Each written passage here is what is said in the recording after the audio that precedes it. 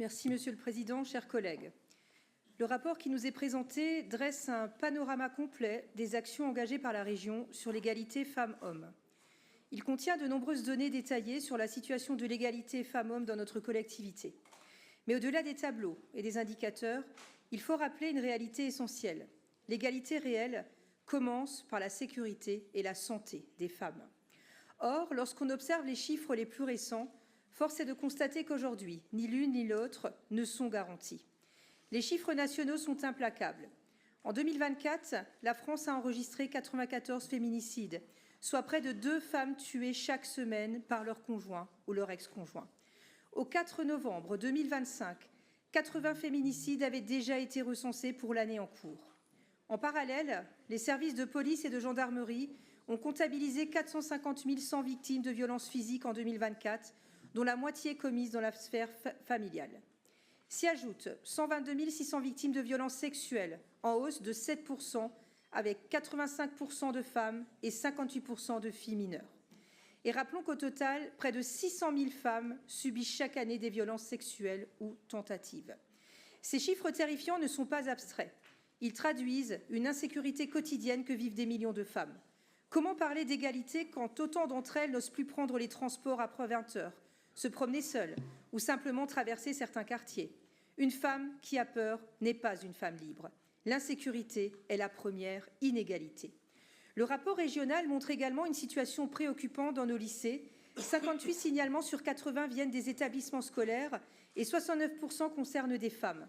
Nos agents féminins doivent faire face aux incivilités, à l'agressivité, à un manque de protection évident. Dans ces conditions, faut-il vraiment s'étonner que les femmes ne représentent que 19 % des encadrants dans les lycées? Ce n'est pas un choix, c'est un problème de sécurité et de conditions de travail. Face à cela, notre groupe propose une orientation claire, sécurisée, protégée, revalorisée.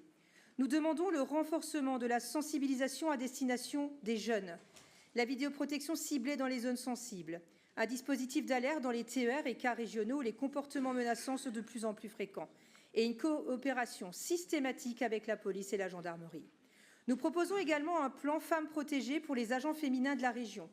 Référent sécurité, accompagnement renforcé, mobilité facilitée en cas de danger et formation spécifique.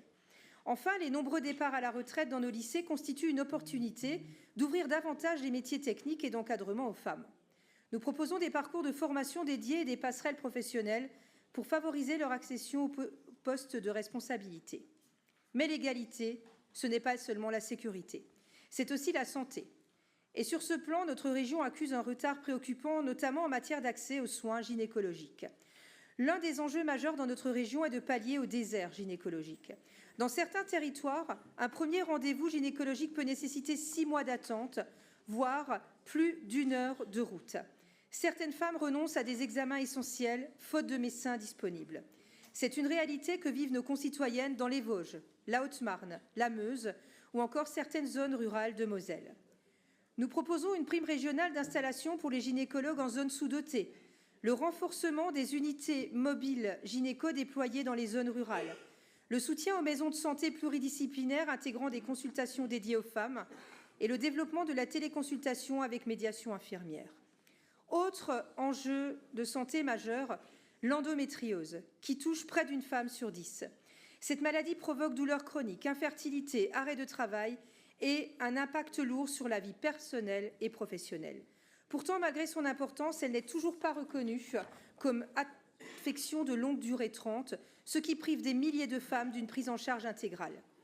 Nous soutenons pleinement la reconnaissance de l'endométriose en ALD 30, car cela permettrait la prise en charge à 100 % des soins, examens, traitements et interventions, un diagnostic plus rapide alors qu'il faut actuellement 7 à 10 ans pour qu'il soit posé, une meilleure coordination entre les professionnels de santé et une réduction des inégalités sociales, car les femmes les plus modestes sont les premières à renoncer aux soins.